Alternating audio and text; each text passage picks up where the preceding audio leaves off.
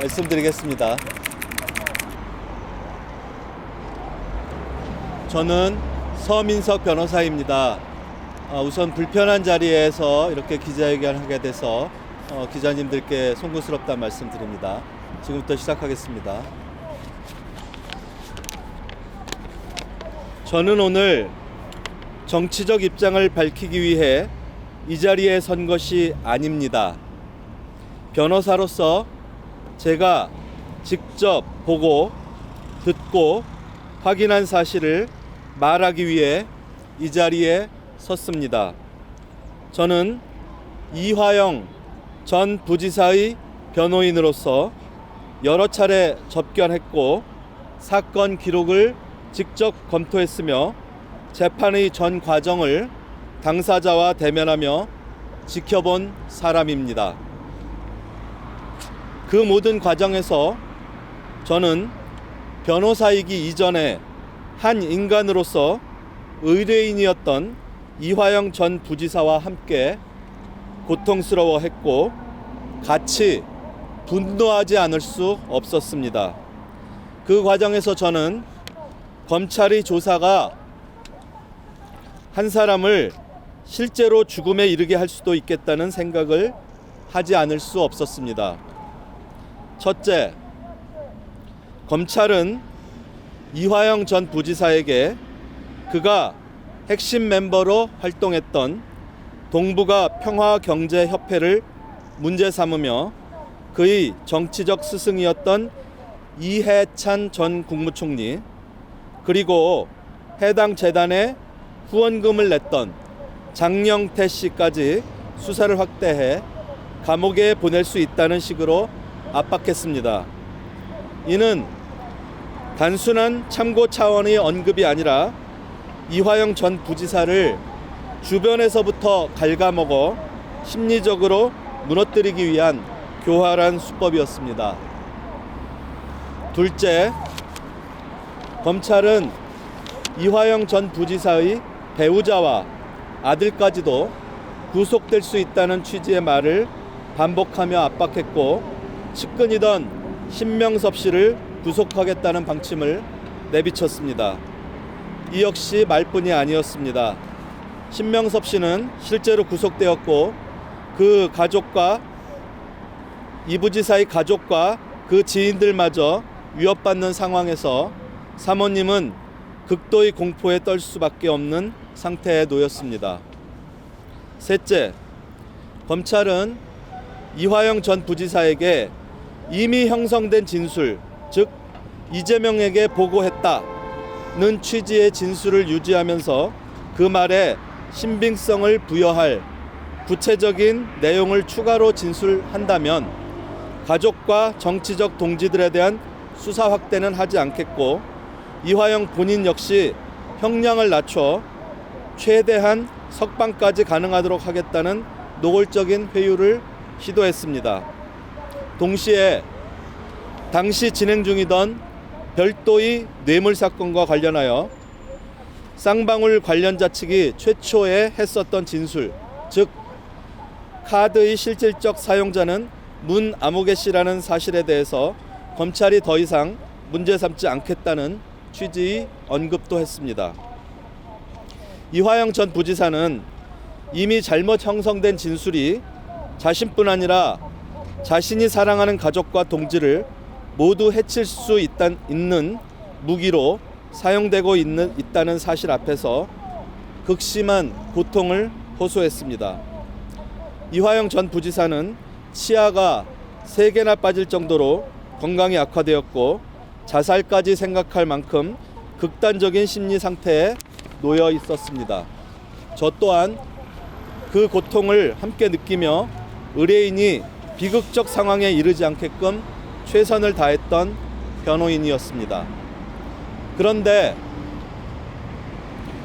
최근 일부 매체에서는 이화영 전 부지사를 진술회유한 변호사가 바로 저라는 주장을 하고 있습니다. 저는 이 부분은 명백히 사실이 아니다라고 분명히 말씀드립니다. 문제가 되고 있는 진술은 이미 11차부터 14차까지의 피의자 신문 조서에 작성되어 있었고, 저는 이화영 전 부지사의 제15회 검찰 피의자 신문 이전까지 대북 송금 사건 수사에 대응하는 담당 변호인이 아니었습니다. 그리고 진술된 내용도 초기 진술이 있었던 이후에 알게 되었습니다. 담당하지도 않은 변호사가 검찰 조사 과정에서 진술을 회유하거나 설계했다는 주장은 시간적으로도 사실관계상으로도 성립할 수 없습니다.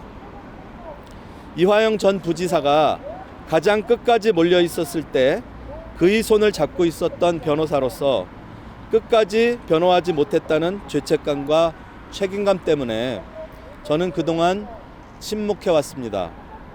그러나 최근 이화영 전 부지사를 수차례 접견하면서 제 생각은 바뀌었습니다. 이제는 국민 여러분께 이화영이 얼마나 고통받았는지, 그리고 검찰이 얼마나 잘못된 방식으로 이재명 대통령을 궁지로 몰아넣었는지 밝히고자 합니다. 이것이 제가 오늘 이 자리에 선 이유입니다. 감사합니다.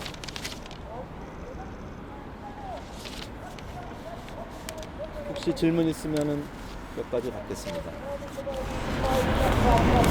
시간차도 잘 모르는 것같아요. 담당 변호인이 아니니까 어째서 대간이 났잖아요. 저는 원래 처음에 기소됐던 뇌물 사건의 공판 담당 변호사였어요.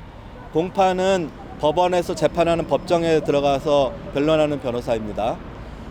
수사 과정에 근데 그 공판 중에 갑자기 대북 송금 사건이 터졌어요. 그 수사의 입회는 제가 할 수 없으니 부지사께서 변호인을 좀 알아보시라 해서 들어갔던 분들이 이제 그 앞에 있었습니다. 그 앞에 계셨던 분들이 있었고, 중간에 저한테 이제 접견 중에 상의를 하셨어요. 이러한 일이 있는데 어떻게 하느냐 해서 이제 11일의 진술이 끝나고 나선가 하여간 그 사이에 저한테 상의를 하셔서 최대한 빨리 구해보시되 안 되면은 저희 법인 쪽에서 입회 변호사를 보내드리겠다라고 해서 저희가 15회부터 들어갔습니다. 네. 범위가 좀 궁금한데요. 지금 이화영 전 부지사의 법률이었던 법률에 대해서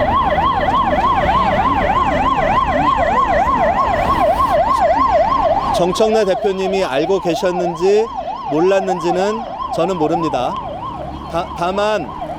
다만 저를 법률특보로 추천하셨던 분은 박지원 의원님이시고요. 의원님께는 제가 이화영 부지사를 변론했던 경력이 있고 그것이 논란이 될 수도 있지만 그것은 제가 회유했다는 사실은 진실이 아니기 때문에 얼마든지 해명할 수 있다는 말씀은 사전에 드린 적이 있습니다. 논란을 예상을 하셨다는 말씀을 드리고요. 논란을 예상을 하셨다는 얘기신 거잖아요. 유튜브에 나왔다는 얘기를 들었습니다. 그리고 지금 청주시장 선거에 출마 선언을 하셨잖아요. 그러면 이렇게 법률특보였던 경력이 하나의 선거 전략으로 생각을 하셨을까요? 저는 그렇게 들었습니다. 6개월 전부터 하지 않으면 그것을 갖다가 활용할 수 없다라는 얘기를 들었고요. 그래서 그것이 특별한 선거 전략으로 쓸 수 없다는 사실은 알고 있었습니다.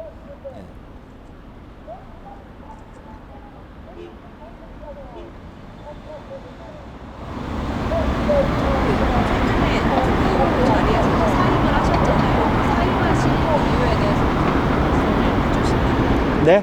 법률특보 자리에서 이제 사임을 하셨는데 그 사임을 하시게 된 이유에 대해서 말씀해 주시겠어요? 우선 이제 지인들과 상의를 했는데 사퇴를 하는 것이 좋겠다. 우선 저는 이제 정치적인 의미에 대해서는 잘 모르지만 어쨌든 저 때문에 시끄럽기 때문에 법률특보는 사퇴하는 것이 맞다라고 생각해서 대표님실에 사퇴하겠습니다라고 보냈습니다.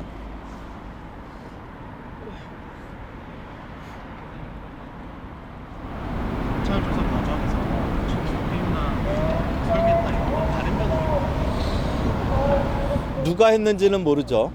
그런데 그 검사가 압박 회유했다는 사실은 이 부지사로부터 많이 들었습니다.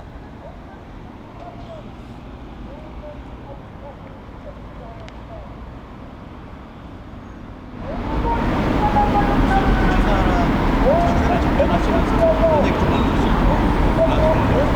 최근에요. 우선 그 제가 최근에 간 것은 이번 주에는 이제 그 인터넷에서 저에 관한 기사가 많이 올라온다는 얘기를 듣고 이 부지사님한테 가서 이건 진실이 아닌데 이렇게 나오는 것 같아서 좀 밝혀주십시오라고 얘기를 드린 적이 있고요. 또 하나는 그 이 부지사님한테서 직접 그 사실관계를 제가 알고 있는 게 맞는지 어떤 회유와 협박을 받았는지를 다시 한번 확인하고 싶어서였습니다.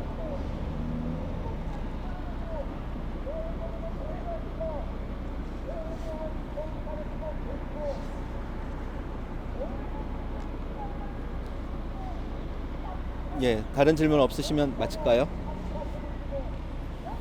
예, 감사합니다.